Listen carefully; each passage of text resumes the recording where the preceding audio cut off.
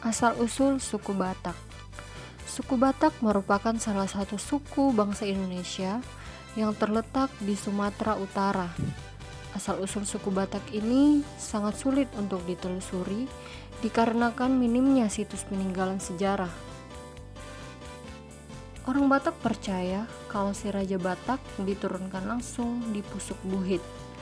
Menurut legenda yang dipercayai, sebagian masyarakat Batak berasal dari Pusuk Buhit di daerah Cianjur, mula-mula sebelah barat Panguruan di pinggiran Danau Toba. Pusuk Buhit dikenal dengan tempat tertinggi dan sakral, serta dipercaya sebagai tempat munculnya Mula Jadi Nabalon atau dewa yang Maha Esa. Dalam versi ahli sejarah Batak mengatakan bahwa si Raja Batak dan rombongannya berasal dari Thailand dan menyeberang ke Sumatera melalui Semenanjung Malaya dan akhirnya sampai ke Cianjur mula-mula dan menetap di sana. Raja Batak diperkirakan hidup pada tahun 1200 pada awal abad yang ke-13. Sedangkan dari prasasti yang ditemukan di Portibi pada tahun 1208 dan dibacakan oleh Profesor Nila Kandisari, seorang guru besar ahli kepurbakalaan yang berasal dari Madras India, menjelaskan bahwa pada tahun 1024 Kerajaan Chola dari India menyerang Sriwijaya dan menguasai daerah Barus. Pasukan dari Kerajaan Chola kemungkinan adalah orang-orang Tamil karena ditemukan sekitar 1.500 orang Tamil yang bermukiman di Barus pada masa itu. Tamil adalah salah satu suku yang terdapat di India.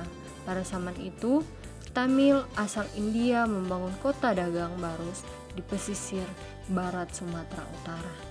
Lokasi persebaran.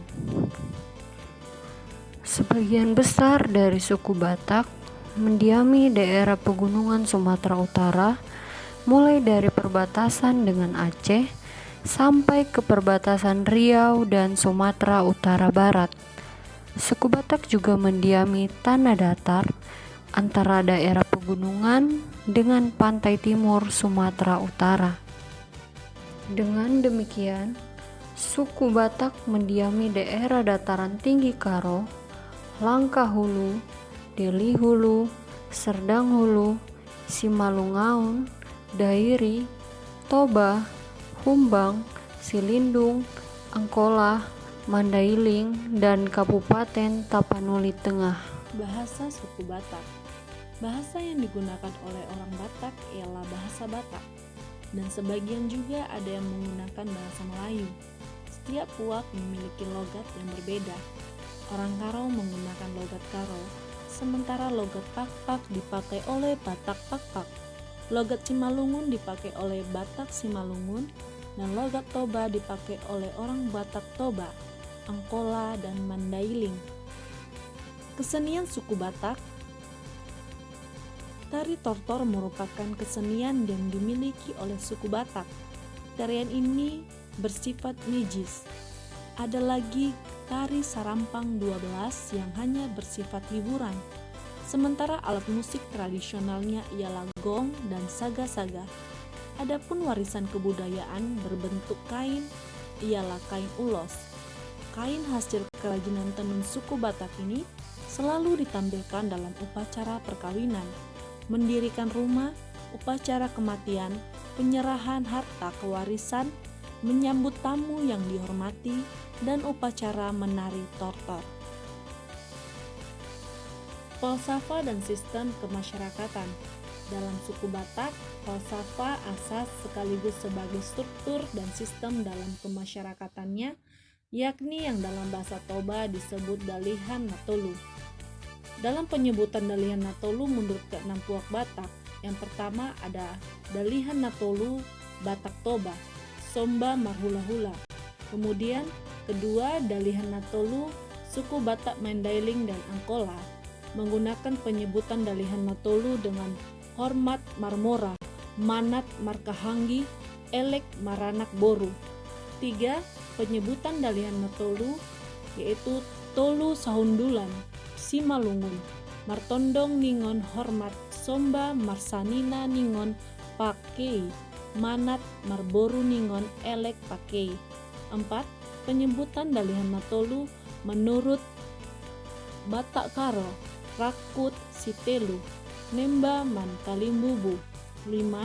Penyebutan Dalihan Natolu oleh Batak Tak-Tak yaitu Daliken Sitelu, Semba Merkula-kula, Manat Merdengan Tubuh, Elek Marberu.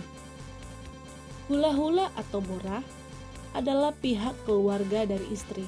Hula-hula ini menempati posisi yang paling dihormati dalam pergaulan dan adat istiadat Batak. Dongan tubuh atau hahanggi disebut juga dongan sabu tuha, adalah saudara laki-laki satu marga. Arti harafiahnya lahir dari perut yang sama.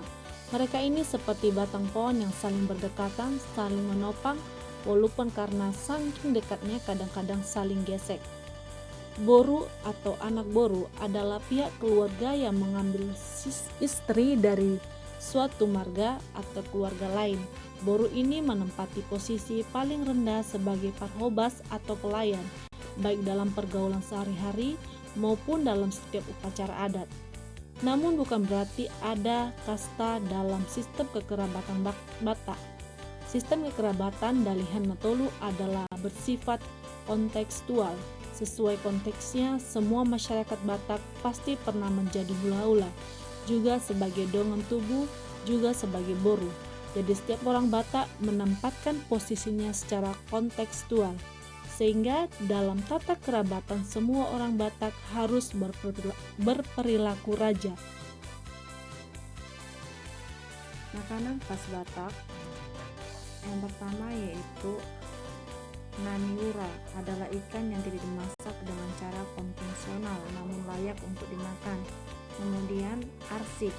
Arsik merupakan makanan khas Batak yang umumnya ditemukan di acara adat, yang biasanya menggunakan ikan nila, ikan mas, ikan mujair.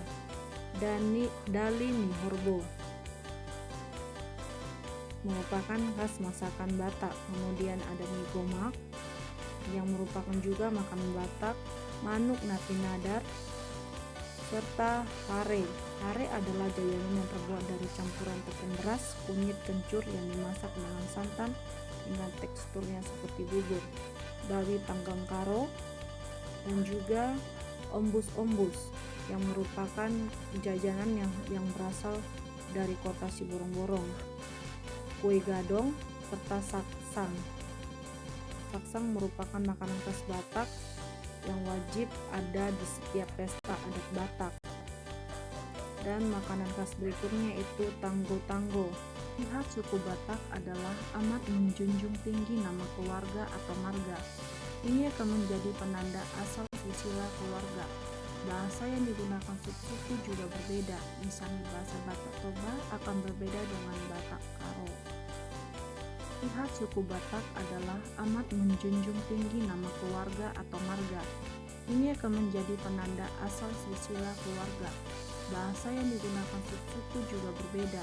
Ada bentuk kekerabatan berdasarkan garis keturunan atau genealogi terlihat dari silsilah marga mulai dari si Raja Batak, di mana semua suku Batak memiliki marga. Sedangkan kekerabatan berdasarkan sosiologis terjadi melalui perjanjian pandan antara marga tertentu maupun karena perkawinan. Dalam tradisi Batak yang menjadi kesatuan adat adalah ikatan sedarah dalam marga.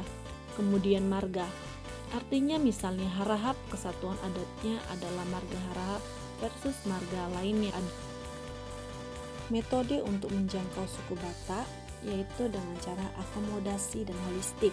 Artinya untuk menjangkau suku Batak, terlebih dahulu kita haruslah beradaptasi dengan kebudayaan setempat, terbuka dan menghargai kebudayaan asli di suku Batak.